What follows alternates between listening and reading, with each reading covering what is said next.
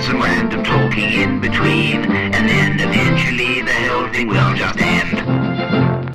That was Mykonos by the Fleet Foxes. And is that actually about the Greek resort? I don't know. It's one of those records where the sound is so melodious and pleasing. I've never actually focused on the lyrics. Right. I don't think I've focused properly on any Fleet Foxes lyrics. No, do you ever do that with a band? I'm not a big lyric focuser anyway. Really? I'm not really fussed. I don't know what they're on about. They could be, I don't know, singing about anything. Yeah.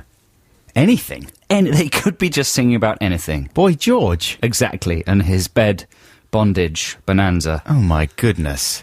That's disgusting. We shouldn't be playing records like that. No, take it off the playlist. Yeah, it's a disgrace. Hey, this is Adam Buxton. And my name's Joe Cornish. Welcome to our radio show here on BBC Six Music on a miserable, stormy Saturday morning. It is in Londinium, anyway. It's clearing up a little bit, though, isn't it? Is it? I hope so. I'm really damp. I cycled in this morning, and I'm absolutely soaked and covered in little bits of mud and scume.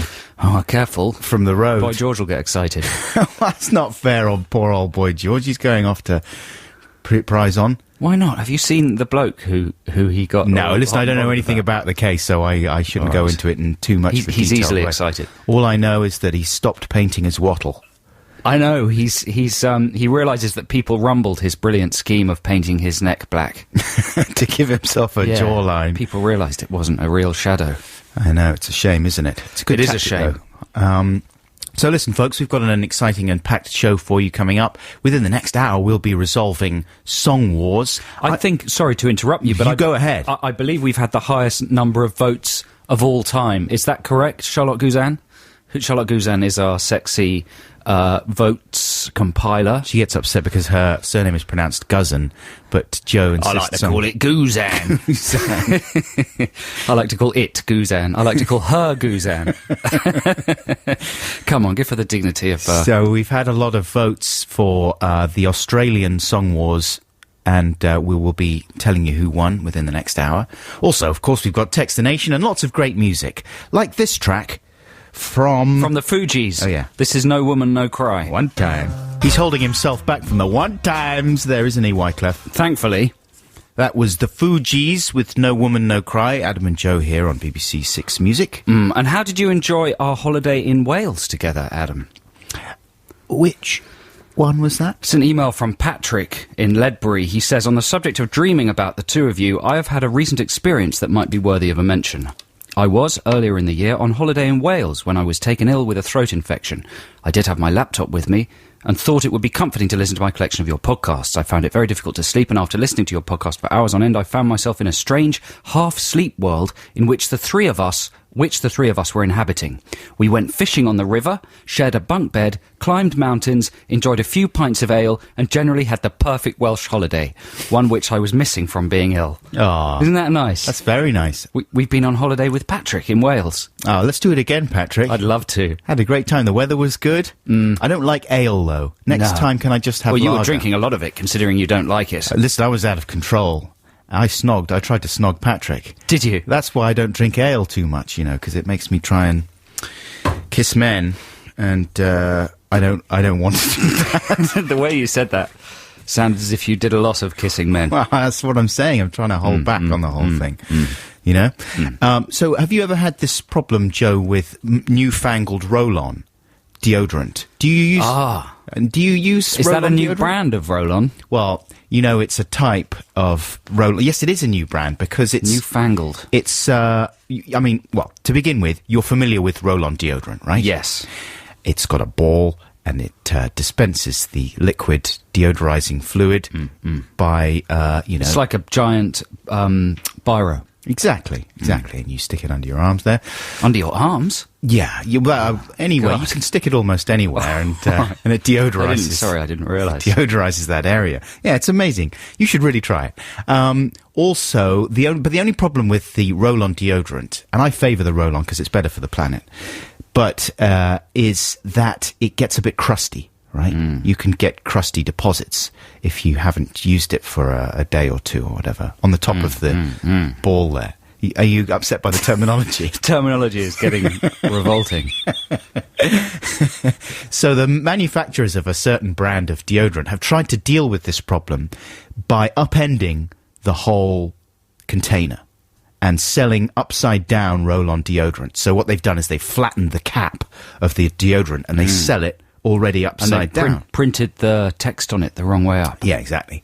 So essentially what you've got, it's like the upside-down ketchup bottles that you can get. You know, in the olden days, you would get right way up ketchup. Now you can get upside-down ketchup that's always ready to dispense, you know. And so the same logic has been applied to the roll-on deodorant. But the problem is now, they've solved the crusting problem, right? There's no crusting, which is nice, so you don't have to kind of start spinning the ball manually in order to get the juices flowing. Oh, my God. But the only problem is now that sometimes you just get like a whole load of gloopy fluid that's collected in the cap when you open it in the mornings, right? I'm gonna be sick. So you get a whole kind of plume of gloopy goop that goes all over your body in the mornings. I just wanted to share that with you. I was really hoping So, sorry, what's the punchline? Oh, don't start. No, that I'm not. again. I just need to make it clear. You get a whole lot of gloopy gunk. Yeah, and you get covered in goop. Goop. It's like the spittle from the alien queen in Alien. Right, because they've changed the consistency of the substance. No, they've upended the container to solve the problem of crusting. I was hoping that when I was going to tell the story, you would go, yay! Yeah, that's Yay! right, man. I get that Yeah, too. The I'm so gloop. glad somebody's finally exposed Exactly. the gloop. That's right. Oh, brilliant. Instead you go, what's the punchline to this? In a very unhelpful way. I'm sorry, it's a confusing story. It's early in the show. You wait, when you start using deodorant... The images you painted in my head were not to do with deodorant. Because of the words crusting and ball and residue. Yeah. All right. And our conversation about Boy George. Let's have a free play The right images now. are all merging in a filthy, confusing way. It's your brain problem, Not fully then. awake. All right. Okay, here's a free choice. Now, this is the first... I've themed my free choices this Right. week, Joe. Not very much, but they all feature a bit of studio chatter at the beginning of the track by Right. way of an introduction, right? I'm a big fan of studio chatter, and I was actually trying to compile my favourite bits of studio chatter in order to play on the show, but most of it involved swearing, so it proved difficult. Instead, I just picked my 3 favourite tracks that are introduced by studio chatter. Here's Andy Warhol by David Bowie to begin. Wait a second. Hey, there's no studio. Not only is there no studio Which chatter, version of this is it? it's a different version. Okay, can you play it from my CD then, Ben? I'm going to play the version from Hunky Dory, which starts off with a great bit of tinkered with studio chatter, and it is track... Joe, Phil. David Bowie, he's brilliant. He's the Goblin Pixie King. Track 10. Here we go. This is Andy Warhol, and it begins with the end of the previous track, which is... What is the end? What was that track? Joe, you know the album sorry. Hunky Dory. I just had a little nap. We were discussing that before.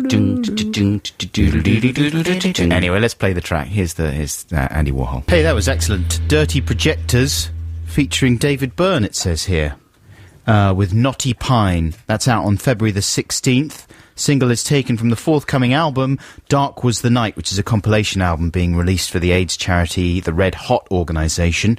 And that was really good. I enjoyed that very much. Now, listeners, if you were listening last week, you might remember that a listener called Ollie emailed us and asked whether he could come into the studio on the grounds that he wasn't going to speak. He was going to just sit silently in the corner and absorb the magic, I think were his words. Yeah, whoosh was his next word. Uh-huh. But unfortunately, Ollie is ill. He's emailed us to say, hello, I'm afraid that I won't be able to come into the studio on Saturday as I'm bedridden with the flu. I'd just like to thank you for the opportunity to join you in the studio, and I'm quite annoyed at my immune system. I'm sorry for any trouble that this may have caused. Ollie the Wally. What are you doing? Hey, poor Ollie. You're not a Wally if you get a cold. What Does that a make you Wally. a Wally? Did anyone tell you to But wrap listen, up? before you're too rude to Wally, Right. Ollie, no, I'm doing it now, he's on the phone. Oh. But, listeners, we're not going to let him actually speak. So he's going to communicate by scratching or tapping the receiver of his phone. Ollie, are you there? Oh, I'm not sure that's a phone. I think that's some kind of... Could it be a lampshade? Is it a lampshade, Ollie? Yeah. Oh, it's a bell. It's a big vase or something. Was that a yes or a no, though? If 1 for yes, 2 for no, Ollie. Yes, it is a lampshade. So listen, Ollie, here's a question. And remember, if Ollie speaks or says anything, we're going to cut him off immediately. Right. Ollie, are you genuinely ill, or are you pretending to be ill because you couldn't be bothered to come to the show? 1 for no, 2 for yes.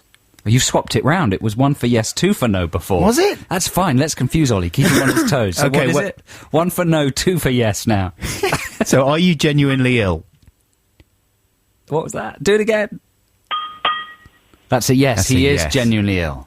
This is your idea to get him to communicate with I think it's a good idea. It's working well. Is it? We have to think of another question now.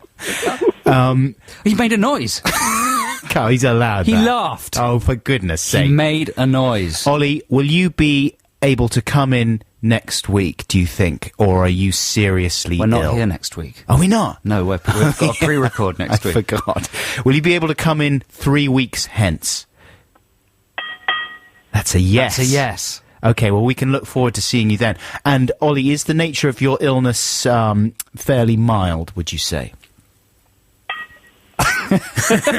No, he's seriously ill, but he's going to be able to come in 3 weeks' time.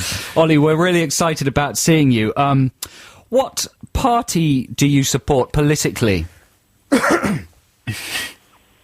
What was that? I think that was a yes.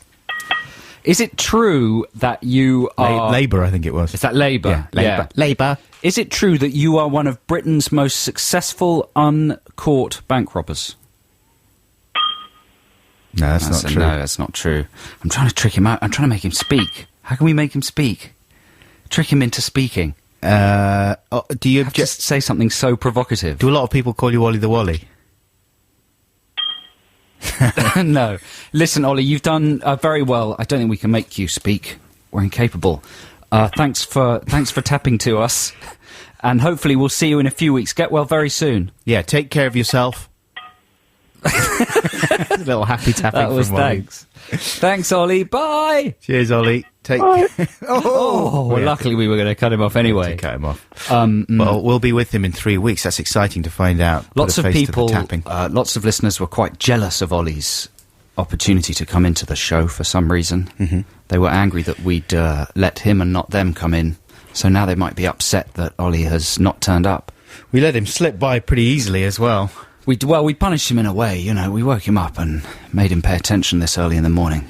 Yes, exactly. Well, we'll look forward to seeing you in about 3 weeks' time, Ollie.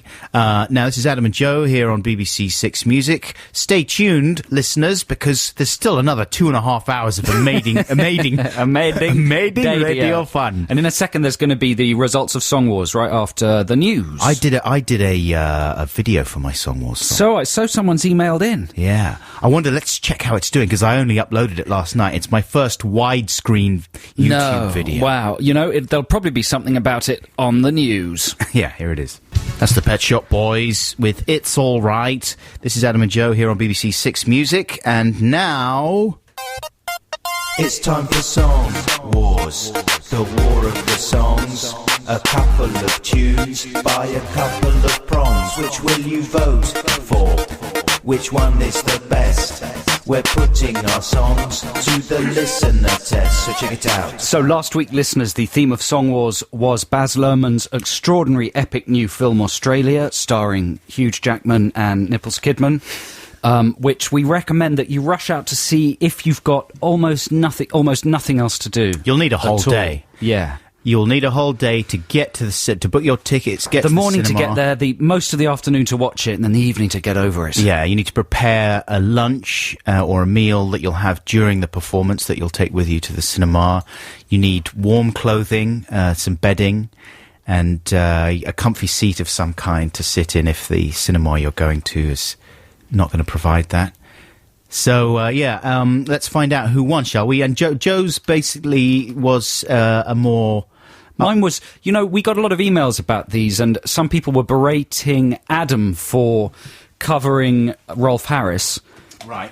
for stealing a melody, but I think a lot of our listeners are too young to realise that mine was completely purloined from a Kim Wilde single. You actually used the track. Yeah, I used the track and the melody from a Kim Wilde single called Cambodia. Yeah. So we were both plagiarising. But we did get, I think, more votes than we've ever got before. 207 votes, right? Which is quite amazing. So here we go. Let's find out who's won. It's in a special BBC envelope this week. Oh, it's tense. It's terribly tense. Joe has 32%. Adam has 68%. Giving Adam's Australia song the win. Look at that. He's genuinely excited. I'm genuinely... You know what? I excitement. would have been absolutely gutted if I had lost this week. You think? Yeah. Because you reckon your song was the superior effort? I don't know. I think your song probably was the superior effort. You know what? It just took me a long time. Also, I was worried because I really did like yours. And when I was listening to it in the podcast, yours was the one that stuck in my head, mainly because Kim Wilde's Cambodia. It's a strong melody, isn't it? It's a better one than mine one. But I tweaked my Australia song a little bit because it wasn't finished was the other thing. Last week I didn't feel that I'd quite finished it. So I tweaked it somewhat. And are you going to read out another email there, Joe? I'm just looking at some of the Song Wars emails. A lot of people liked your didgeridoo rhyme. No, your wobbleboard rhyme. Right, yeah. And the didgeridoo noise. I think that's what did it. And a lot of people were angry that I walked out. When did you walk out? Of the film. Oh, I see. I know. I was thinking, when you admitted that, I was thinking, yes. That's going to do me a few favors. When you people see the film, you'll understand why I left. I'm surprised, though, that you did, Joe Films Cornish. Really? Yeah. I told you it's because I will watch the rest on DVD, bringing my overall investment in the global film industry to double. It's still bad. What normal people It's pay. bad celluloid etiquette, and then to admit it. Ooh, to admit it on the big. You think I would have been better off lying about it? Yes. Yes. Well, here's the winning song, listeners. What's this called? It's just called Australia, Australia right? song, yeah. Would you like to hear a story?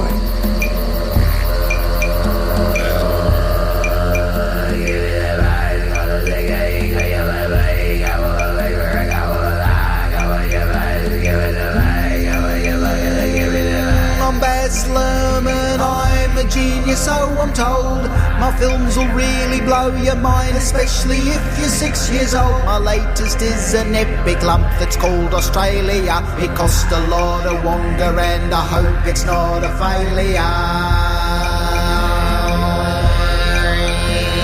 It's all about a kind of magic Aboriginal girly boy, and Nicole Kidman's British accent, which is such a joy. And it's got Wolverine, who look at his lovely manly chest, but don't expect a whole lot more, or you are gonna get a bit depressed.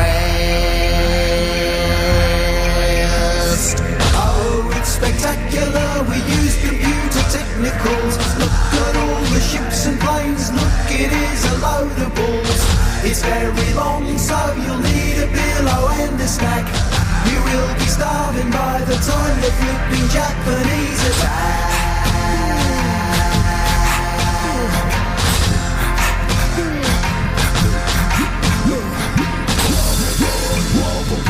I'm so overboard. I'm so overboard. Oh, Nicole, she's an icy acting robot. And look at Huge, I can't believe the pecs he got.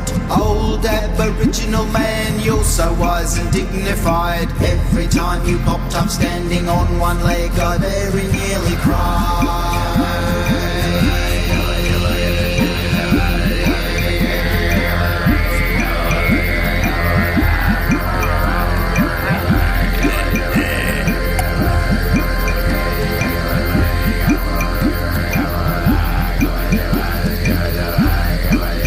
There we go, back to the outback. We go as the sun goes down. That's my winning Australia song. Thank you very much to everyone who voted in Song Wars this week. We really appreciate it. Yeah, thanks a lot. As always, I think justice was done. And I've got a video for that track. That is a little bit arrogant, isn't it? Yes! I did a video for that track. You're clearly very threatened by my Quantum of Solace video on YouTube. Yeah, a little bit. So Adam has made a similar... I use the word similar to make it sound like you're copying me. Video for his Australia song on YouTube. Love the idea that you were the first person ever to put a video on YouTube. I was. Mine was the first video, satirical comedy video ever posted to YouTube, and now everyone's copying me. Yeah. But it's very good. I just watched it there on YouTube. I was kind of had it in sync with the song playing there, and there's some beautiful animation there. And if you want to see Adam's Australia song, simply type Sontum of Qualis into YouTube and click search, and get my video up over 720,000. Thank you. I can't believe you got so many hits on yours just because of your swanky It's film internationally friends. famous. J.J. Abrahams loves it. Well, maybe... Could you send mine to J.J. Abrahams? No, please? I can't. I told him you've been killed in a car crash. If you want to find He's my very sad. video, you just go to my YouTube channel, type in Adam Buxton and Australia, and you'll find it quite easily. Maybe we'll put a link on the Six Music. With... Donuts? they're probably illegal as well, or they will be soon. Coffee is not going to be legal for long, is it? No. They should change it to decaffeinated coffee. And sucky sticks. Yeah. What are they called? They've got advertisements for those things at the moment where you can... They're just like white tubes. Right, like sort of placebo cigarettes. I think they're Nicorette's placebos. Maybe a nicotine patch and decaffeinated coffee. Would that be... Nicotine patch and decaffeinated coffee. But this is such a great song, and I don't smoke cigarettes, but I have the occasional puff on a pipe, and I like nothing better, euphemistically speaking, but I like nothing better than doing that, and I don't drink coffee either, but I'd have a Coca-Cola at 3 a.m. So here's Otis Redding with Cigarettes and Coffee. That's Otis Redding with Cigarettes and Coffee. Man, he was good, wasn't he? Yeah, that's an amazing vocal. He loves those cigarettes. He absolutely loves a bit of coffee. He's all hopped up on coffee. He can't wait.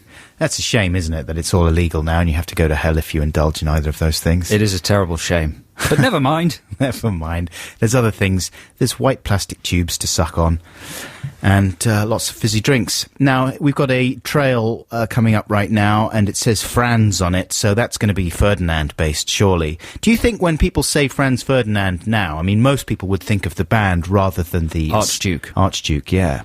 I would hope that Franz Ferdinand, and this connects slightly to your teacher baiting last week, are brilliantly introducing kids to the idea of that segment of history. And when they're taught about, the start of the First World War, yes, they get excited because they think about it in terms of contemporary rock. What was the name of the guy who assassinated him? I don't know, but he was a member of the Red Hand Gang. Is that correct? Graham's I think so. Gang. The Red Hand Gang used to be a series of children's books where you know, one of those adventure books where you would turn to a different page depending on what dramatic choice you'd made. So I think that's how I used to remember it. I used to remember the name of the assassin and I can't recall it now. Have a stink during this exciting trail. Lena Lovitch with Lucky Number here on BBC Six Music. This is Adam and Joe on a Saturday morning. That was a session recorded for John Peel's show on Radio 1 on the 21st of November, 1978. November. Oh, yes. Good session track, though. She Thanks a sounded lot. fantastic. She did, didn't she? And listen, I should correct some historical inaccuracies. It's the gang was called the Black Hand. Not the Graham's Red gang. Hand Gang, who assassinated Archduke Franz Ferdinand in Sarajevo on the 28th of June 1914 at approximately 1:15 p.m. And the man who pulled the trigger was Princeps. What's his name? Oh yeah, the man who pulled the trigger was Gavrilo Princip. There you go. And in pulling that trigger, he sparked the creation of the band Franz Ferdinand, of course, as all history buffs will realise. So listen, now it is time for some Stephen news and a quick explanation for new listeners. The Stephen, can we call it a phenomenon? Not really. A minor phenomenon. If only there was a word that was much smaller than phenomenon. A nomenon. A minomenon. Yeah. The Stephen Minomenon is to do with... It's a way that listeners to the show can communicate with each other in public places. If you hear the show and you're in a group where you think there might be another listener at a concert or something, you just shout, Stephen! And then if you hear someone shouting Stephen and you're a listener to the show, you reply, just coming! Or coming! And this isn't something we started. This was started by a listener who sent in a comic that he'd written as a kid as a response to one of our Text the Nations. I think his name was Steve Curran. Yeah, well, listen, here is an email from Steve. He says, hello again, Adam and Joe. I'm the Stephen who sent you the email back in March about my foiled attempt at writing an action comic when I was a child. As this has since taken on a life of its own, I thought you might like to know how it has affected my life so far. ... Not hugely, as you might imagine. But it's still been fun. What with the internet animations and the Facebook groups and the Stephen news and all the shouting back and forth. Quite a few of your listeners have tracked me down over the internet, mainly to write Stephen or just coming in my inbox. On a few occasions, people I know have become excited about the phenomenon, only later finding out about my minor part in starting it off.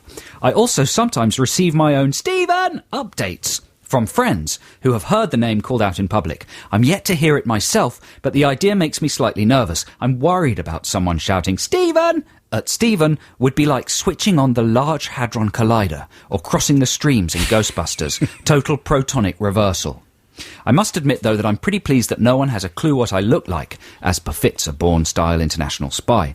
I can imagine that having people shouting at you wherever you go might become a bit tiresome. I can only apologise. Cheers, Stephen, who actually calls himself Steve. Steve with a V even, doesn't he? Yeah. That's a yeah, bit cheeky, but then in isn't it? brackets, yeah, that doesn't make much sense. Stephen Curran. Thank you very much, Stephen. Now, we've also had an email in from a gentleman called Simon Bell, who has made a Stephen jingle. Ooh. You've heard this jingle, Adam.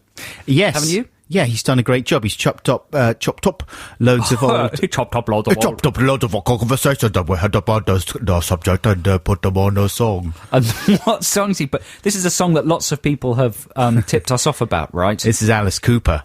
And people are telling us this is one of the most sort of outstanding sung... It's certainly very Stephen heavy. Should we have a quick listen?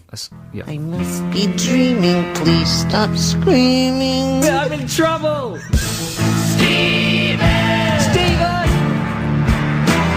Stephen! Yes! Stephen! Hang on, that's coming.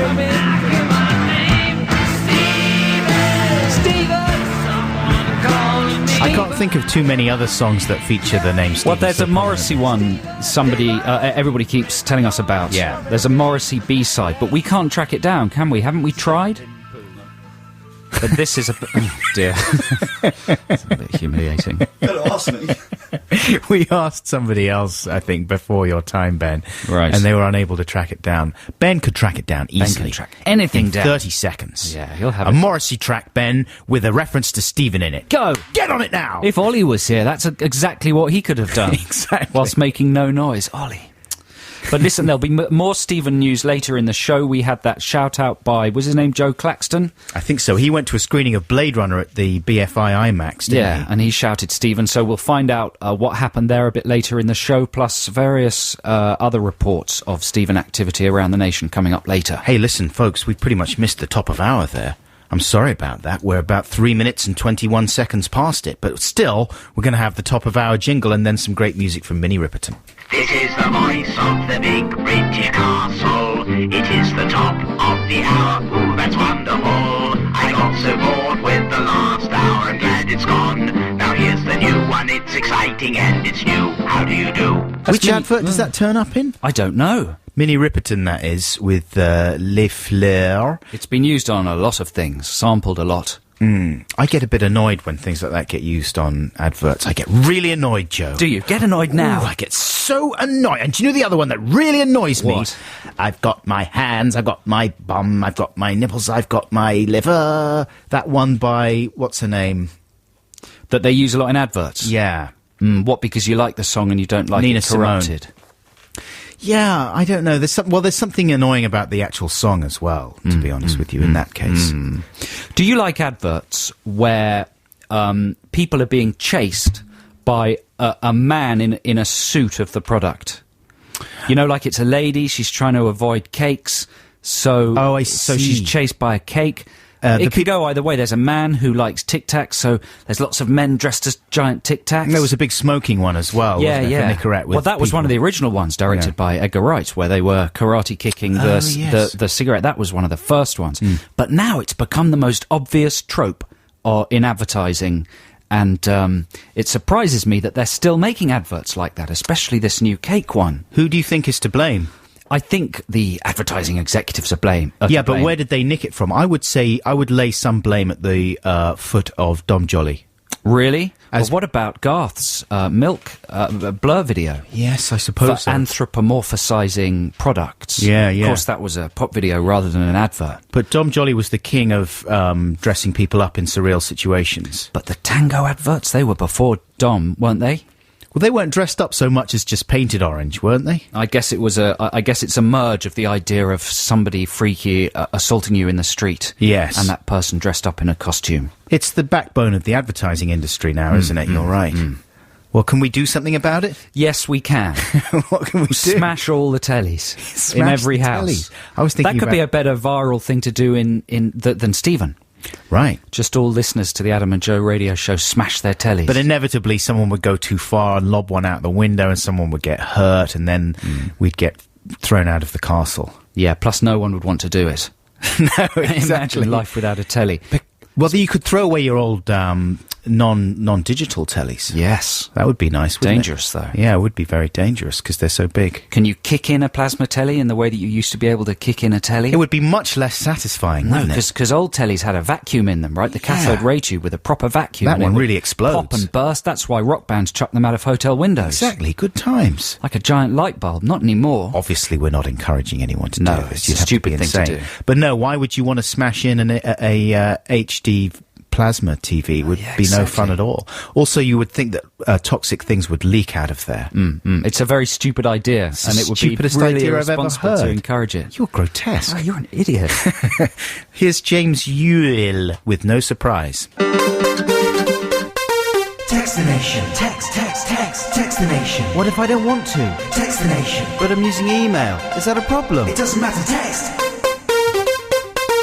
Yes, it's time for Text the Nation. It's the part of the show where we talk about a thing, and then you, our faithful listeners, respond with your texts and emails. The number for texts is 64046, and the email address is adamandjoe.sixmusic@bbc.co.uk. Wow. Yes, I remembered all that. I wasn't even looking at a piece of paper. That's fantastic. Thanks well very done. much. I've really been trying because it worries me that I can't remember things like this, and I can't remember people's names a lot as well, and my wife keeps hassling me about it and saying, you're just a weirdo and there's something wrong with you, and I really think there might be. So I'm worried about it, and I've been really trying to remember the She called you a weirdo. Yeah. Is that the word she uses? Creep, she called me. Creep, Yeah, really? yeah. That's quite hurtful. It is a little bit. It's quite an unsettling thing to be called, because it's sort of so vague. Yeah. You know? I'd be quite upset by that. I am upset as well, because I am a bit of a creep. Creepy weirdo. Man, she knows. She's got you by the short and curlies, hasn't she? She does. She's got one little curly. The long and tufties. So, Text the Nation this week is about film remakes.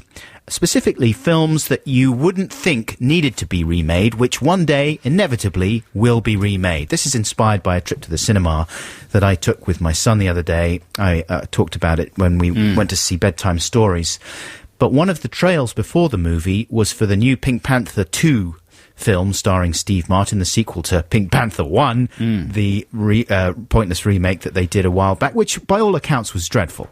I haven't seen it, but it must have been successful somewhere. Well, because exactly. They're making a sequel. Yeah, it must have done very well, because I think what they have done cleverly is just aimed it squarely at children. Right. And children can't discern quality, can they? Because they've got no frame of reference. Unless the parameters are really very clearly defined. Yeah. And the original Pink Panther movies used to be pretty sophisticated and genuinely funny affairs. Yes, with some quite weird flourishes in there. The Blake Edwards films, starring Peter Sellers, of course.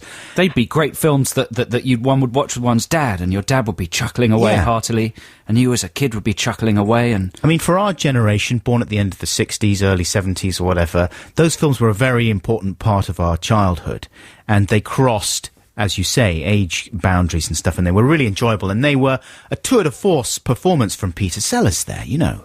And they were films that you really did not think need remaking in any way at all. You're quite right. That's the first remake that's really stepped over that threshold, I suppose, because before that, people would only remake films that were perceived as being either sort of under budgeted, or like when they remade Wes Craven's The Hills Have Eyes, or horror films that were a bit low budget and independent, not really driven by a star performance, and mainly about the story. Do you know what I mean? So, for example, The Omega Man is a strange example because that is driven by a star performance, but that was remade as I Am Legend, also driven by another star performance. Very differently, though. Very different script. But The Omega Man... And not the same title. No.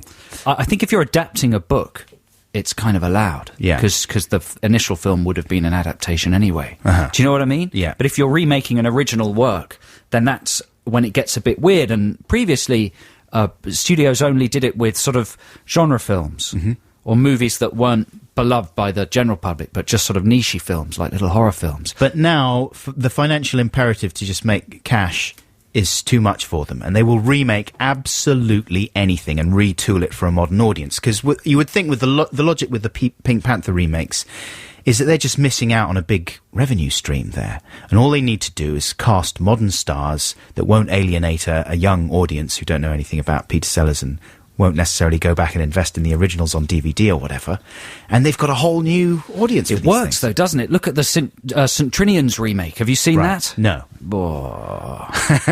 Why did you go and see it? Because you love Russell Brand. Yeah, I have to watch everything with Russell in it. Right, fair enough. It's a stinker.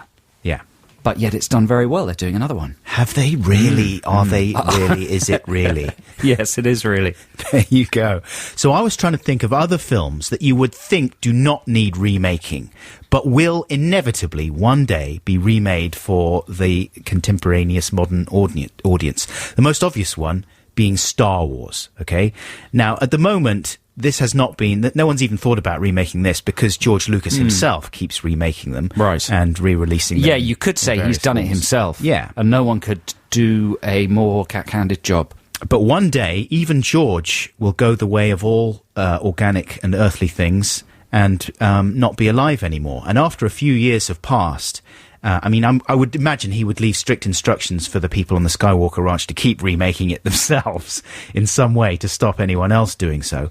But they will. One day someone will say, let's remake this timeless space opera. Well, the same thing's happening to Star Wars as happened to Star Trek. I'm thinking about what I've just said, and it's not really true. But the thing I'm trying to say as a sprawling franchise. Yeah, it's turning into a TV series. Yeah. So it's the law of diminishing returns. It's gradually being fragmented and franchised and split up into lots of sort of more minor bits of marketing twaddle. Yeah. And soon it'll be so disseminated and enfeebled that someone will have to do what J.J. Abrams is doing to Star Trek and turn it into a big standalone movie again. Give it a shot in the arm. Yeah.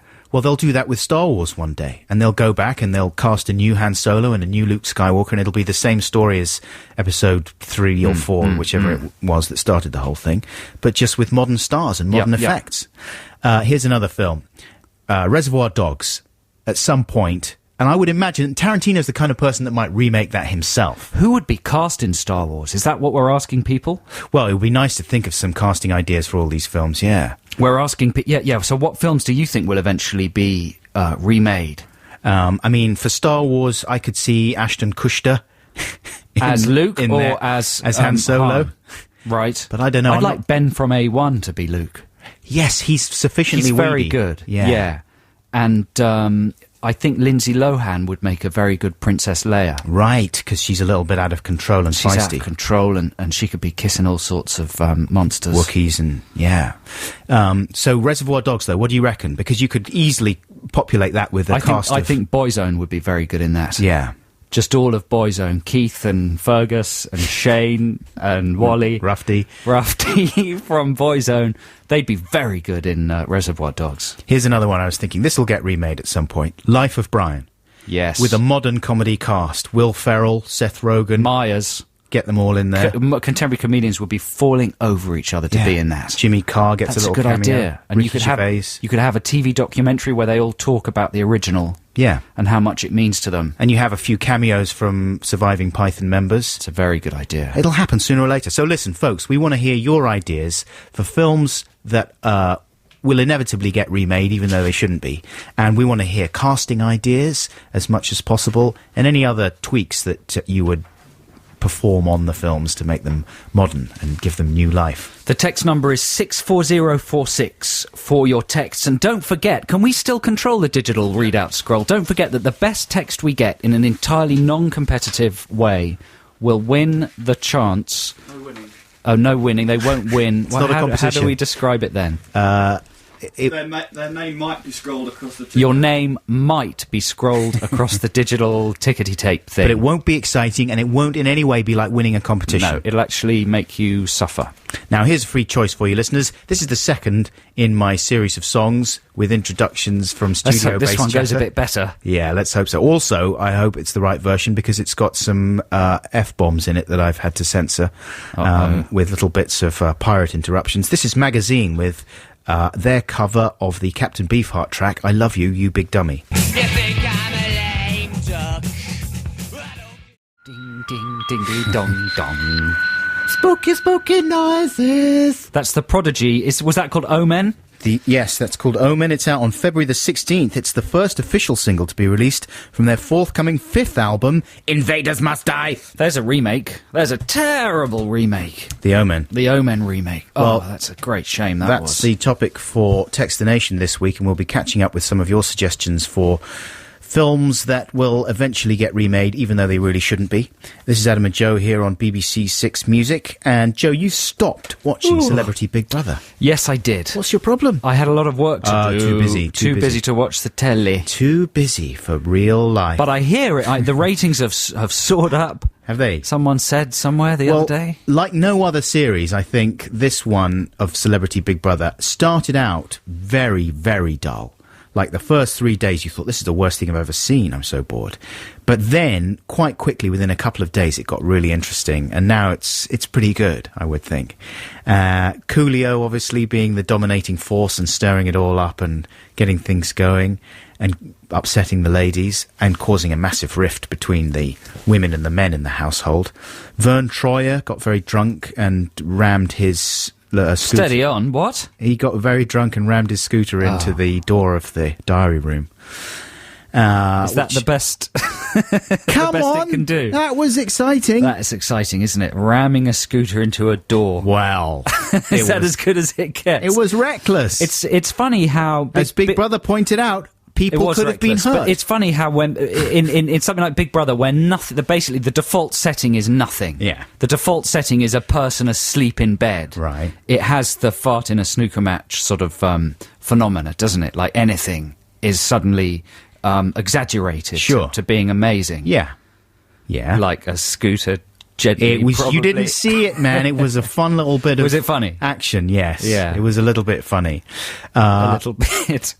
But the personalities, I mean, I would say that almost all the personalities in there are in some way or other unsympathetic. I mean, there's aspects of all the people in there. Isn't the mere act of walking through the door, doesn't that make you unsympathetic? Well, do you reckon? Yeah, in my book it does. Maybe you're right. I think you've got problems if you are in the house, and slight problems if you watch it.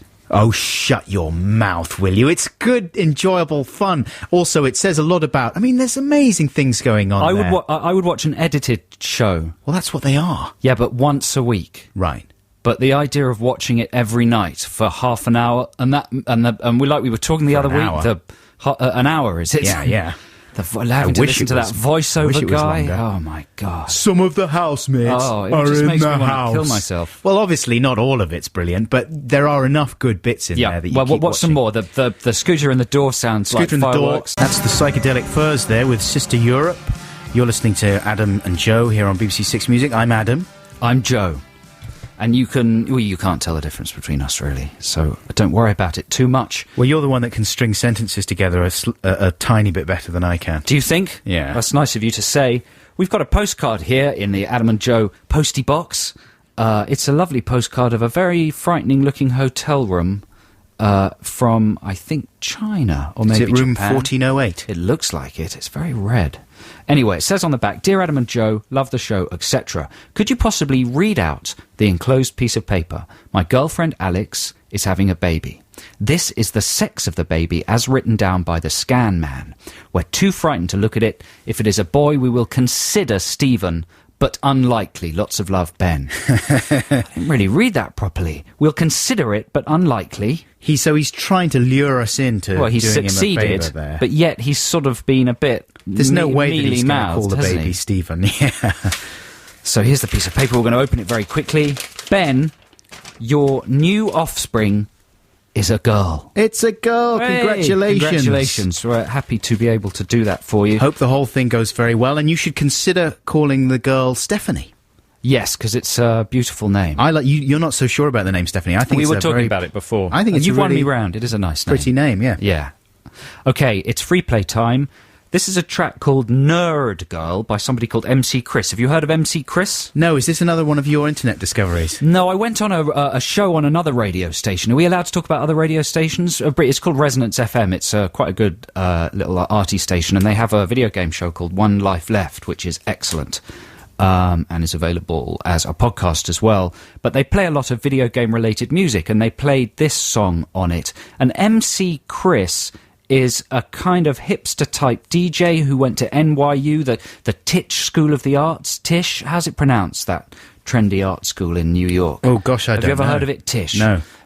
He self-releases his records. He doesn't have a label. He's a voice actor on Aqua Teen Hunger Force. Oh, that's very trendy, isn't it? Yeah, it's all super trendy. MC Chris My is all dad. lowercase. That's very trendy, isn't it? You can't write any capitals in the name MC Chris. And this is an example of nerdcore, apparently. But it's a good track, and it's chock full of pop culture references. So I'm going to see, Adam, whether you can identify some of these pop culture references. Some of the lyrics go, "There's a special kind of girl that goes to my shows. And I don't mean the groupie hose along the front row. She's more like a wallflower, like the one that Stryker sniped." Striker? Stryker? Mortal Kombat 3, I think. Ooh. Video game character. Are these all video game references? I think Emily Strange is another reference. Do you know who Emily Strange is? No. You don't know who Emily Strange Who's she? is? She's a very popular goth kind of comic character. Right. Yeah. I'm not going to get any of these. Kang. Do you know who Kang is? I want to conquer her like Kang. Oh, he's in The Simpsons. He's one of the aliens. I think that's Clang. No, it's Kang. Is it Kang? I'm sure. Maybe you're right. Cassie Lang. When you kiss like I got Cassie Lang. one. You got I got one. one. Do you know who Cassie Lang is? No. Scott Lang's daughter from the Ant-Man comics. Oh, I didn't know that. Do you know what... Another lyric is, "There's no way I can pronounce I can't pronounce it. Neo Geo Evangelion." Is that a Matrix reference? No, that's a very famous manga series. You're making me look old and Neo weird. Geo. I like it. That's why I'm doing it. This is, you see, I've got a family. Things like this don't penetrate my family bubble. I can't refute, because she's so cute, and so I suck my belly in. X23 and Helion. Odd couple to be... I'm not making it sound like a very good song. X23 and Helion. What is that? They're X-Men mutants. I thought they were like skin creams. You're not going to like this song. This is Nerd Girl by MC Chris. Yeah, that's MC Chris with Nerd Girl. I got a couple of the other references. Sorry, say how it's spelled. Spelled NRRRDGRRRL. Nerd girl. She's under my skin like a million nanobots. Yes. I know what nanobots are, right? Good, From well watching done. Star Trek. Yep. They're like tiny robots. Yeah, Nano. Nintendo DS. Yes. Yeah, my boys have got a Nintendo DS. What about she's like Annie Potts in Busters, get my freak on like I'm Egon? Egon Rone? No, come on, you know that one. Egon Sheila. No. Egon from Ghostbusters. Yes. Hey. Exactly. Oh, there you go. Thank goodness. I was Well feeling done. quite ancient. You are still officially very, very slightly young. Hooray. Now, what have we got coming up? Is it time for Text the Nation now? Do we Or are have gonna time? play- Look, what? How? It's like Well, 3 don't worry minutes about to the news. top of our... It's not news at the top of the hour. It's news at the bottom of the hour. News comes at the bottom of the hour. Don't you know anything? No. So Let's we- have the Text the Nation jingle Yeah, then and cool. do some of them. Text the nation. Text the nation. What if I don't want to? Text the nation. It doesn't matter. Text. And Text the Nation this week, listeners, is all about famous, brilliant films that you think will inevitably and horribly be remade. And if so, how you think they'll remake them and who you think they'll cast in them, right? Another one I thought of that will get remade one day, which is a bit similar to Star Wars, is E.T. Yeah, a couple of people have texted that in. And you would think, I mean, again, haunted by the prospect of the original looking too clunky and maybe trying to stave off any remake. Spielberg, of course, did his own remake job. What? He did. Oh, he reissued it. Yeah, he reissued it. And he... there was a treatment written for a sequel. Was there? Yeah, that then turned into a book called E.T. and the Green Planet. Oh, yes. But Spielberg refused to make it. He doesn't want to mess with E.T. Well, he messed enough with his face, though, didn't he? It's true, but at least on the DVD you can get both versions. You can, thank goodness for that. And he spent all that time painting out the guns wielded by the FBI agents and replacing them with walkie-talkies. Anyway, all he's done is put off the inevitable moment when someone remakes the whole film, because it's a wonderful story. And one day, even Spielberg's retouched remake won't look modern enough. And they'll make E.T. wholly CGI, won't they? You reckon? As he is a little bit in the revised version. Yeah, but then maybe things will change, and one day there will come a time when they remake the film, but they have just a guy in a suit, or something else. I don't know. Maybe there'll come a time when the alien is a real alien, and human beings have been wiped out, so the human will be an alien in a suit. That's right. The aliens will use CG technology to recreate the humans. Aliens will make a film called Human. Brilliant idea. Let's have a text then from the audience, the listeners. Okay, here we go. This is from David Wall. He says, hello. I think this is talking about a Star Wars remake. I think Don Cheadle should play Lando Calrissian and should use his horrendous Cockney accent from Ocean's 11. Yeah, I've nosed it right up.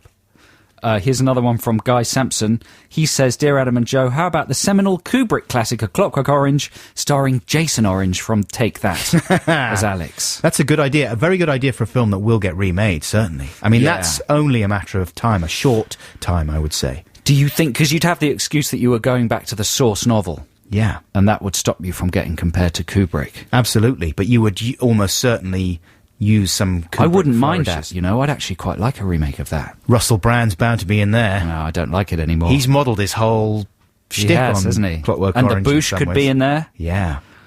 That would be quite good, actually. Let's get to work. The novel's amazing, isn't it? That could definitely take another remake. I'm up for that. Okay. I'm going to pitch that. Rob McMichael writes, film remake of The Shining with Jim Carrey and Jennifer Anderson. Child to be played by a young Lewis Hamilton. Anderson? Yeah. Who's or Aniston? No, Jennifer Anderson. Was the Baywatch woman? What's she called? Pamela Anderson. Oh, that's right. He's got Jennifer Aniston and Pamela Anderson mixed up. Unless there's someone called Jennifer Anderson that we don't know about because we're too old. I think Jennifer Aniston would be better. Yeah. Or maybe even... I did my again, I apologise. Who's the other lady? Who's the kooky lady from Friends? The blonde hair Phoebe. one. Yeah, she'd be Lisa Kudrow. She'd be a better Shining female lead, wouldn't she? Well, she's a little bit older now. Too old. Too old. We need someone young and gawky and geeky looking. Right, Miley Cyrus. Okay. Here's another one. Adam and Joe, how about remaking One Flew Over the Cuckoo's Nest with Forrest Whitaker throwing a CGI sink out of the window that explodes in a huge fireball as he walks to freedom? That's from Dill. Forrest Whitaker is Chief Bromden. Yeah, that would be good, don't you? I like the idea that the sink is CGI. Yeah. Just because health and safety means you can't have the actor actually pick up a sink. Exactly, and you would want to guarantee that the trajectory of the sink through the wall was just so perfect. Well, it would fly right next to the lens of the camera. You might even do one of those CGI effects where it shatters the lens briefly. Right, and the camera passes through the actual sink. Yes. Down the plug hole. Well, if it was directed by Fincher, that's what would happen. Yeah. That's a good idea. Here's one from Ed Rice. How about Ferris Bueller's Day Off? That surely will be redone. That's correct. That's overdue for redoing, isn't it? Yeah. I was thinking of using you two as the main parts. What do you say? Are you up for it? So who would be who? I guess... I don't know. I guess you'd be... I'd be Ferris and you'd be Cameron. Yeah. I'd be a good Cameron. You would be a good Cameron. We should do that. That's a good idea. We're certainly up for it if anyone's prepared to invest... What do you think, £15 million? But I'm too old and hairy to be Ferris, though. It's true. What, you're supposed to say, no. I'm agreeing with that. You just need a shave. It would be creepy. It would be creepy. You are creepy and weird. Here's one from Jack Pete. Hi there. How about a remake of The Ipcress File with George Lamb playing Michael Caine's character? Didn't mean to read that one out, really. That's a good idea, though, yeah. Lamb seems the modern embodiment of a charming Cockney man of cheeky temerity. I don't know about charming. Let's move on. Here is one from an anonymous emailer. Says, Schindler's List in glorious Technicolor. I think that's a brilliant idea. You make all of Schindler's List in Technicolor, but the little girl is in black and white. It's the big switcheroo. Oh dear. But that's not such a good idea, though, I mean, Schindler's List is legendary as being quite a hard film to watch, really. So why would you remake that? Would audiences flock to see that one? Because you'd make it more upbeat. Right. Exactly. He'd save everyone. Exactly. Yeah. Here's one from Fergus Bowden. He says he's got a contribution to the Star Wars remake casting. How about Bill Bailey as Chewbacca? Nice idea. And Tom Cruise as Yoda. Tom Cruise as Yoda. That's a good idea. That's a very good idea. Listen, let's have more of these in a second, and have the late top of our sting followed by some delightful Radiohead. This is the voice of the big British castle. It is the top of the hour. Ooh, that's wonderful. I got so bored with the last hour. I'm glad it's gone. Now here's the new one. It's exciting and it's new. How do you do? Oh, that's good, isn't it? 2 + 2 = 5 by Radiohead. This is Adam and Joe here on BBC's Six Music. Now, filth fans and teenagers, it's an exciting week for you because I do believe this week the new series of Skins starts. Oh, an all-new series with an all-new cast. Channel 4, they've suffered from the credit crunch, as we all have, and I believe they're cutting all drama production on the channel apart from Skins. Right. And maybe one or two other things. Shameless, yeah. You wouldn't want Tina to be out of it. So Skins is an important tentpole production for Channel 4, and as we all know, it is. The first series was actually pretty good. Never really watched a whole episode. It is worth watching. It's not as hateful as it sort of seems. Was Harry Enfield in that one as the dad? Yeah, he plays one of the dads, indeed. Yeah. And if you're a Skins fan, you can go on some Channel 4 website or other and see the first part of the first episode of the new series of Skins. Well, it's been heavily trailed with this very elaborate thing of them all in a pub, setting off fireworks and starting a fight. Is that actually in the episode? I don't know. Sorry, I did the pirate R again. But it's supposed to just be like a lot of their trails were just supposed to sum up the atmosphere of the show in some way. I don't know. Deliberately. Like they had another one with some Radiohead music on top of it, actually. Oh, for the first series, they had the sort of sexy party, didn't they? Yeah, where they were all lying in a bath and and never stuff, really happened. It was all like you're right. bashed-in bathroom with tiles coming off the walls and naked people. But the first thing to say about the new series of Skins is that they've changed the cast entirely. Yeah. It's like one of those Japanese pop groups, Morning Matsume or whatever they're called, where they basically throw, or Menudo, right, where they throw every person in the band out because they've got too old. It's a putsch. Yeah, the Logan's Run approach. Yeah. The second thing to say is that this first part of the first episode of Skins is utterly ridiculous. They've tried to... Ridiculous. Sexy. Yeah, exactly. Ridix. Oh, is it? No, it's absurd. Yeah. They try and cram in to this 5 minutes of telly every single thing that might possibly lure an irresponsible teenager to watching. Right. They really reckon they've got teenagers nailed in Skins. You know, it's like the ultimate carrot on a stick to get them watching. So, let me give you 10 things that happen, maybe more. First of all, there's electronic feedback. That's the first sound you hear on a black screen. Immediately, a teenager will go, "What? What's that noise? Oh, I like it." Then the digital. Digital. Oh, God. And then suddenly, the image fades up, and there's a skateboard. Oof. It's a big close-up, some grotty, scrappy Converse shoes on a skateboard. Love skateboarding. Oh, it's a skateboard. Digital skateboard. I love skateboarding. What is this program? Says the teenager. Board, air flips. The next thing that happens is the skateboard does an ollie, a little jump over a dog turd. Oh, a turd. Yeah. Life's a turd. You just got to jump over it to get ahead. I like this program. What is it? Right, that's thing number 3. Digital skateboard done. And literally, there's no separation. These come immediately hot on one another's heel. What happens next? Drugs. Boop, boop, boop, boop. He gets a text. Oh, does he? I'm texting on my skateboard. Wicked. Young people text all the time. What's the text about? He reads the text while still skating. Watch out for the turd. You don't see his face, by the way. No, Yeah. that would have been a cleverer text. No, the text says, I've just finished all your spliff. Seriously. So the guy goes, oh no, they finished my spliff. Digital skateboard turd spliff text. The teenagers are loving it. It's like an ultrasonic dog whistle to a teenager's ears. And only 15 seconds of this have passed. Yeah. What happens next is it pans up to reveal the identity of the skateboarder, and he is an extremely good-looking young man with razor-sharp cheekbones, a ridiculous little sort of mini beard on his chin, and a trilby hat. Which is, of course, in this day and age, a complete red rag to a bull for a teenager. Yeah. He's got a little trilby. What's got trilby? I like him. Digital skateboard turd spliff text trilby. And what happens next after he's reading, you see that trilby hat as he reads the text, and do you know what he does next? He drops the F-bomb. Does he? Yeah, the first word said in the new series of Skins is the plural of the F-bomb. Double F-bomb. Yeah, so swearing immediately. Again, the teenagers, they love to swear. They love to hear the swearing. If you have more than one, I'll write it down for you. Yeah, that didn't really make much sense.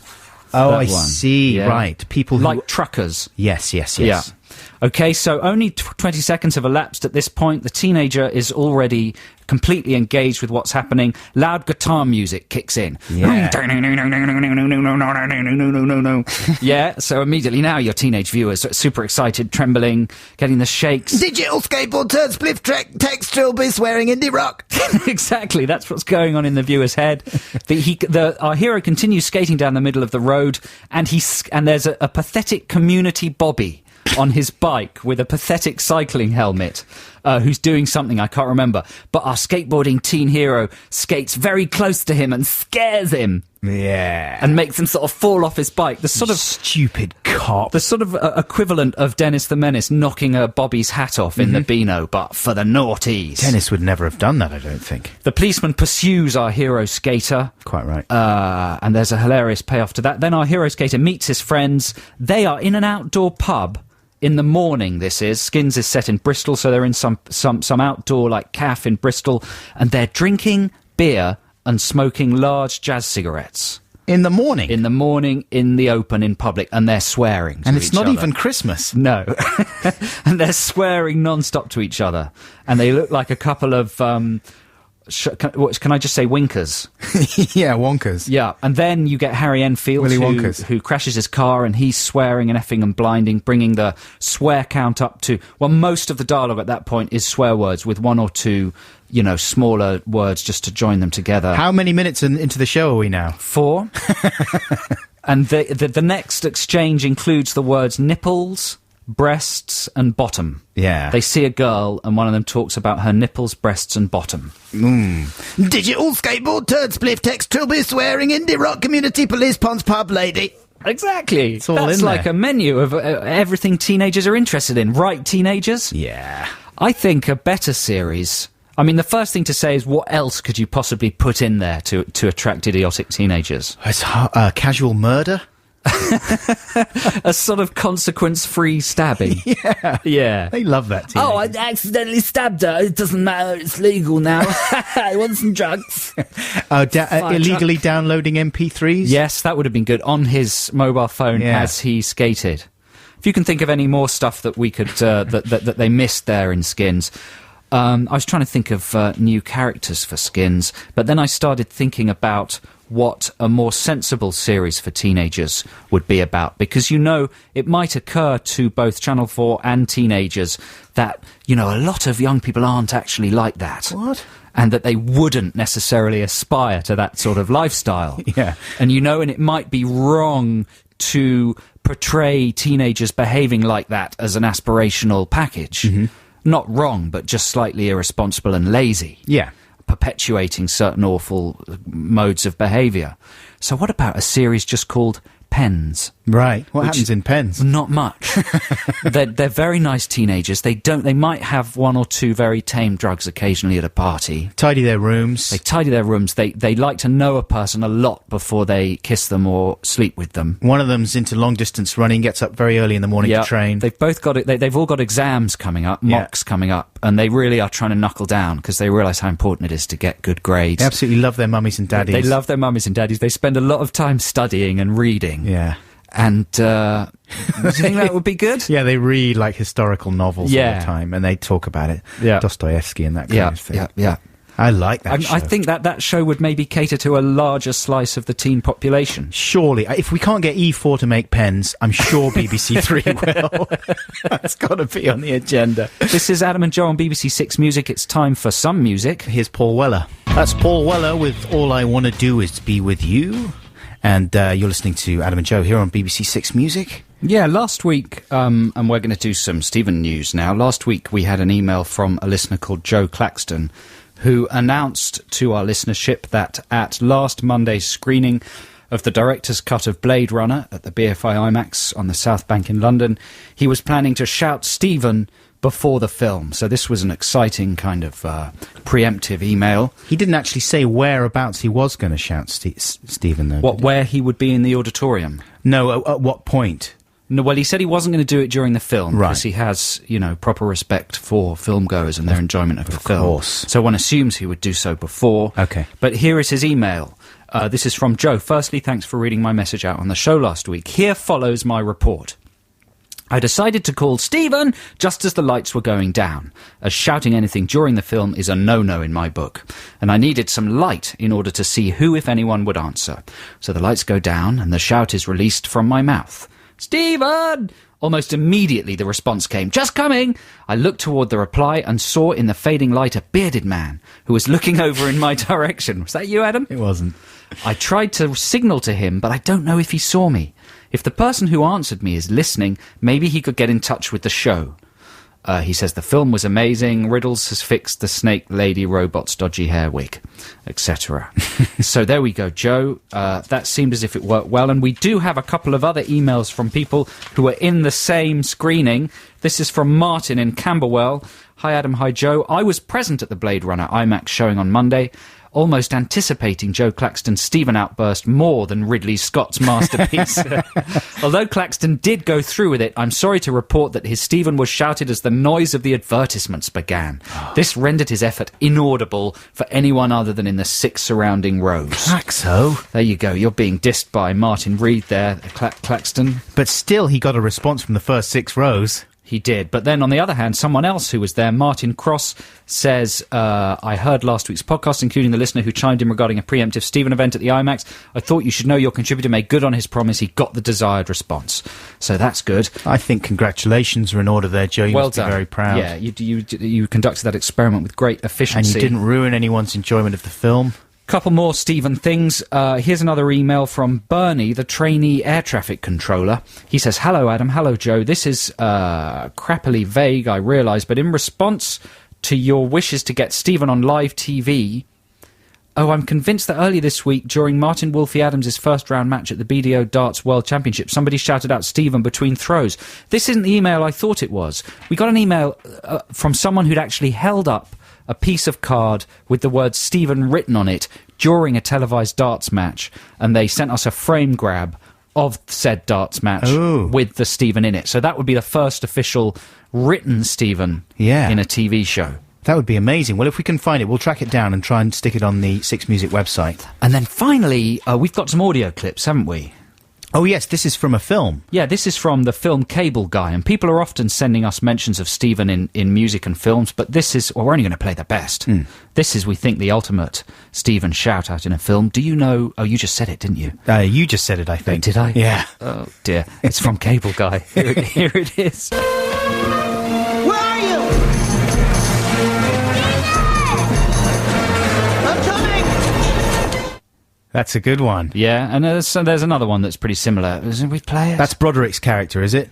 No, I don't know. Maybe, I don't know. I think that was Broderick saying, I'm coming. For years. It's not an enjoyable film to sit through. Some people love it. Some people think it's a classic, into a classic. It's got some good bits in it. Anyway, that's Stephen News. Do keep it coming in. We're not going to overdo, Stephen. I think we should lay off it for a bit. Well, we're away for a couple of weeks anyway, so... Yeah. Actually, no, we got our pre-record next week, and then we've got Danny Wallace filling in for us the week after that. Right, So there you go. It'll have a rest then. Music time, though. Is this another free play? Yeah, this is the Beatles with Taxman with the counted-in John Lennon introduction intact. If you play it normally from the computer here at the Big British Castle, they chop it out! Outrageous! Won't be tolerated. Here's the whole thing. That's the Eagles of Death Metal with Wanna Be in LA. This is Adam and Joe on BBC Six Music. We've had a couple of ideas of how to improve the first 4 minutes of the new series of Skins. Brad in Lewis says, as another addition to the Skins intro, our hero could look down at a list of grade U's on his GCSE paper before rolling it into a ball and casually tossing it away on the street. Or what about using it to roll a big spliff? That's a very good idea. Yeah, says Brad. And here's another one from Jonathan Stubbs, who says, I just watched the intro to Skins, a truly dynamite piece of television. I just feel sorry for the skateboarder when he has to walk up the massive hill at the end of the day, and everyone who he upset on the way down is waiting for him. That's the bit they don't show you. Thank you, Jonathan. It's now time for the news at 11:30. That was, sorry, Adam. That was Ladytron there. And I'm not talking about the record, I'm talking about the voice you just heard was Ladytron's. I am Ladytron. What was that song called, Ladytron? And that song was called International Dateline. Will you come home with me, Ladytron? I will come home with you. You are attractive. Thank you, Ladytron. Ladytron likes you. Do you mind if I break you? Ladytron does not mind being broken. Good. That was recorded in the Six Music Hub for the Tom Robinson Show on the 22nd of September 2005. What a day! Oh. Now listen, sorry about that. That sounded like I didn't really mean it. Well, I hope you didn't. Viral news. That would be another thing you could have at the top of Skins, is a little viral somewhere on the phone. Yeah. Anyway, viral news. This is one that's been doing the rounds the last couple of weeks, and it's a viral ad for Microsoft for a bit of software called Songsmith. Now, this is an extraordinary thing. A couple of people have emailed us about it, and when you first watch this YouTube video or internet video, it appears to be a parody. Right. One can't believe that it is made sincerely in any way at all. But actually, if you do your research, it's very easy to discover that it's real software. Yeah. It actually looks like quite a fun bit of software, which I wouldn't mind using, but I don't think you can get it for a Mac.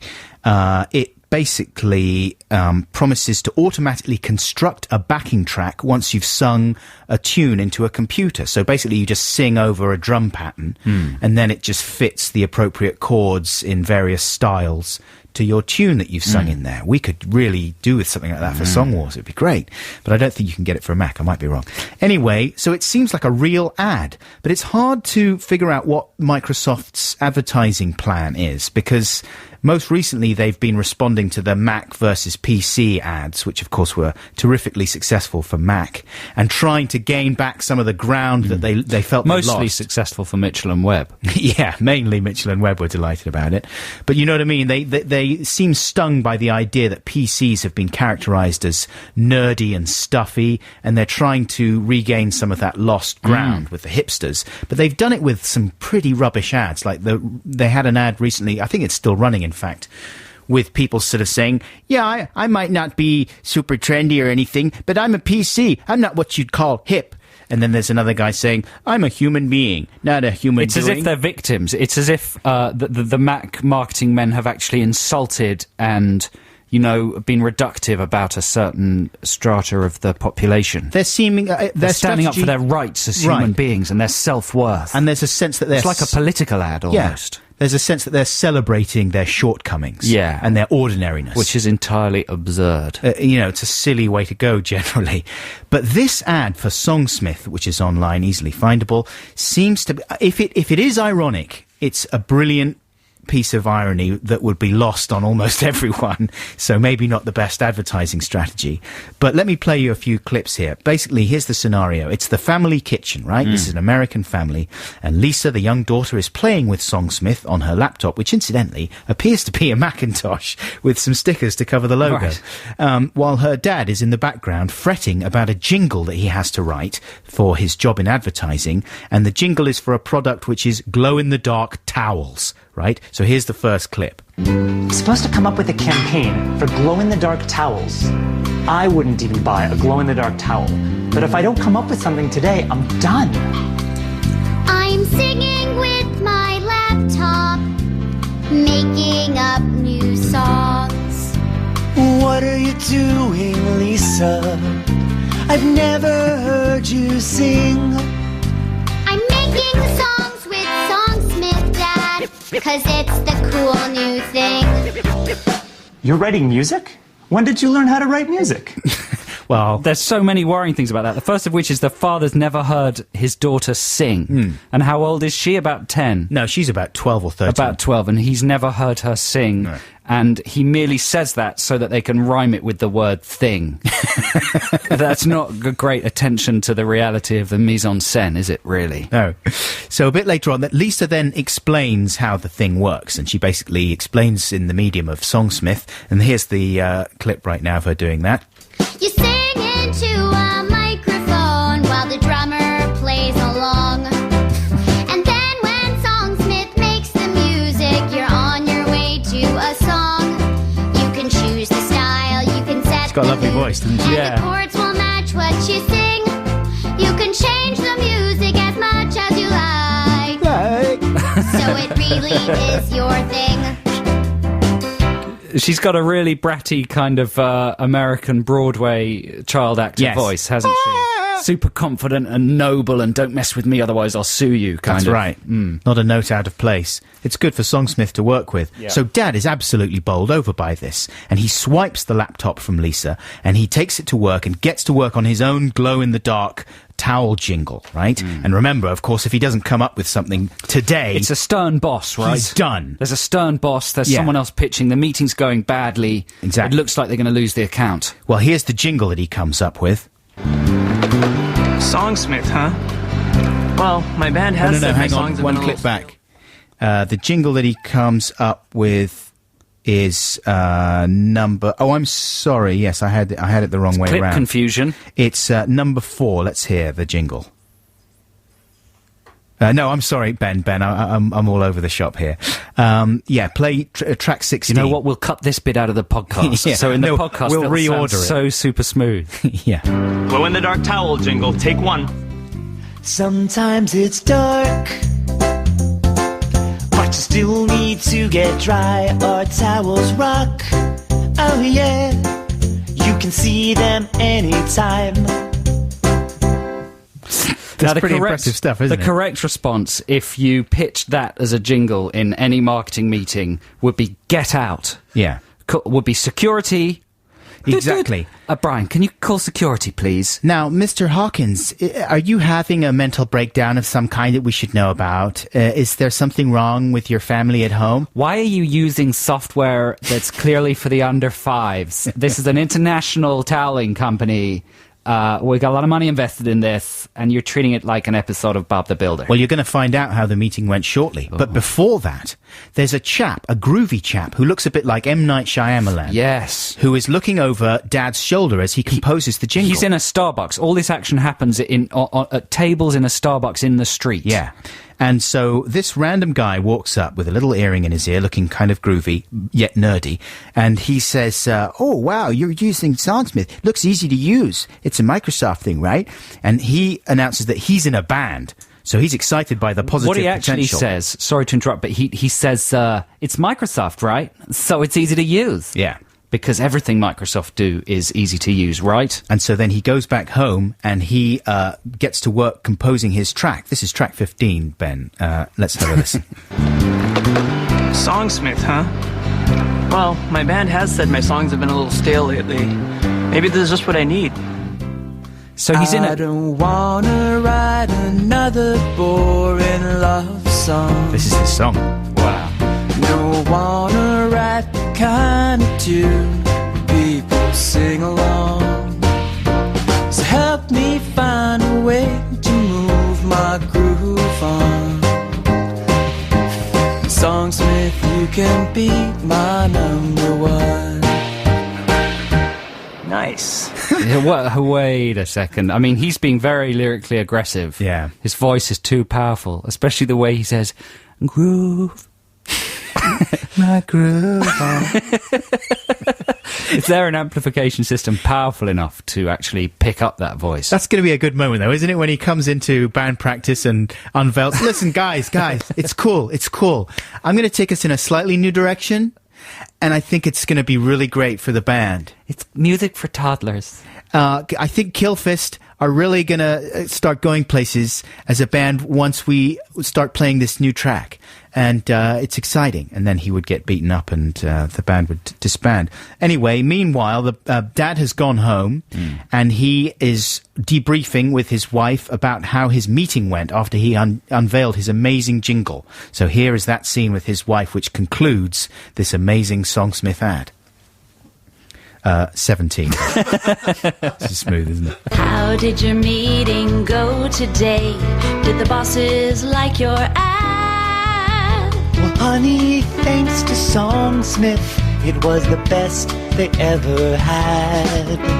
And also thanks to Songsmith, now we're singing all the time. And what a happy home we'll have with every word in rhyme. So that's the bit that probably makes you think, actually, this has got to be a spoof, surely. Don't you think? Yeah, the bit where it cuts to the daughter at the train station running away from home because she's so ashamed of her parents. That's not real, though. That's not real. Well, it's very peculiar It's indeed. troubling. I mean, I would love to know for a fact what was going on in the minds of the people that conceived that ad for Songsmith. Whether they really thought, yeah, we'll do it like deliberately cheesy so that it'll be funny and it'll have 2 layers. It'll tell people like how the software works, but also it'll be like an instant viral hit because people will think it's so cheesy, which is probably how they think. Don't you? I agree. I'm just... or do you think they were just morons? I don't know. It's very, very, very hard to tell. Yeah. I think the way that the guy, the M. Night Shyamalan lookalike guy, tries to convince you that Microsoft products are easy to use signifies that it is actually sincere. Oh, yeah. Because they're trying to get genuine, sort of straight product points Absolutely. No, the main thrust of the ad is selling the software, which, you know, did a good job on me. I want to... But that was good, man. It was good. And can I congratulate both you and Ben for dealing with the complicated fact that neither of you knew which clip you were going to play. Yeah, sorry about that. It was my fault. So that was fun. I like the silences and then the sudden random numbers being mumbled. 17.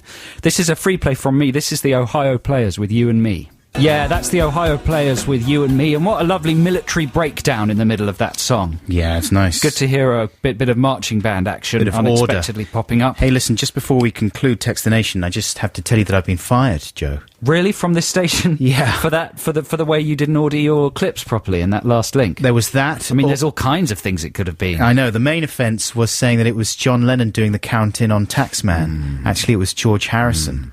Quite a lot of people emailed in to correct you on that. So I've been fired, and also they're going to cut my arms off. Good. Not for the text, not for the clip thing. No, they're going to glue them to the weatherman so he can point at more clouds. Extra clouds. Let's have a quick Textination jingle, Ben, if that's okay. Text the Nation. Text the Nation. What if I don't want to? Text the Nation. It doesn't matter. Text. Text the Nation this week is about remaking very famous films and who you would put in them and what you would do with them and stuff. We'll get through these pretty quickly. Here's one from Mark Sandell. He says, how about a remake of the first Mad Max film? You can be a studio boss here, Adam. You've got to commission these. You've got to give green light them. Yeah. What do studio bosses sound like? Yeah, okay. I'll talk like that. That's exactly what they sound like. Yeah. How about a remake of the first Mad Max film? I'm sure that idiot Colin Farrell would jump at the chance to play Max. Farrell, I like it. It's a go project. There you go. He also says Tron could probably use a bit of a facelift also, but of course, that's in production. They're doing it. Are they? Live action Tron? Yes, but I think there's the number 2 instead of a T in the title. Well, it was live action before with noodles, wasn't it? With a lot of noodles, a lot of pasta. Here's one from Nick Borry. It says it's only a matter of time before the studios commission a remake of Labyrinth. Unfortunately, a mental block is preventing me from seeing beyond the omnipotent, irritant Russell Brand being cast as the Goblin King. That's the thing, is that Brand is a great brand. Literally, I mean that, because you could cast him as almost anything. So I like it. It's a go project. Yep, good. Here is one from Simon Reason. It's a good name. He says, "Hi guys, I'd like to see Ricky Gervais take his Hollywood career to the next level by taking on the Ned Beatty role in a remake of Deliverance." That is a frightening mental image. Lots of people might like to see that. Here is one from Bob Sheffield. Oh no, sorry Bob, to disappoint you, I'm not going to read yours out. I didn't read it properly. Steve in Penzance says, "Hi guys, how about The Graduate remade with Mrs. Robinson, played by the winking Anne Robinson?" That would be enough to wither the will of any man, wouldn't it? They did do a kind of... They did a sequel to they did, didn't they? Yeah. With Aniston. Yes. There's another pirate R just to make people annoyed. Have people been complaining about it? We got a lot of emails about the way I've stopped going R and started going R, which is something that our friend Louis used to do, Theroux, that I was impressed by when I was young. I thought I like the way Louis goes R. And all you have to do is do it like a pirate out of the bottom left-hand side of your mouth, and it's really rewarding to do in the middle of a conversation. I think that's people nice. hate it. Don't stop. Diggory Laycock says, "How about With Nail and I with Jim Carrey and Adam Sandler? They would go on holiday by mistake in the wilds of Malibu. Their subtle acting techniques would surely ruin the remake." Good idea. I like it. It's a go project. There we go. More time for more? Just one more. One more. I got to do a good one. Oh, stay tuned, listeners. Someone suggested Will Ferrell in a remake of Blade Runner. That's right, yes, as his first serious role. I can't find it anymore. That's it, folks. We've run out of time. Thanks very much to everyone who texted and emailed. We will be away next week. However, the show will be pre-recorded, and it's a cracker. We pre-recorded it yesterday. So, yeah, there'll be some confusing time slips in it. And don't forget, of course, the podcast will be available from Monday evening. Stay tuned for Liz Kershaw, and have a great week. Thanks very much. Bye.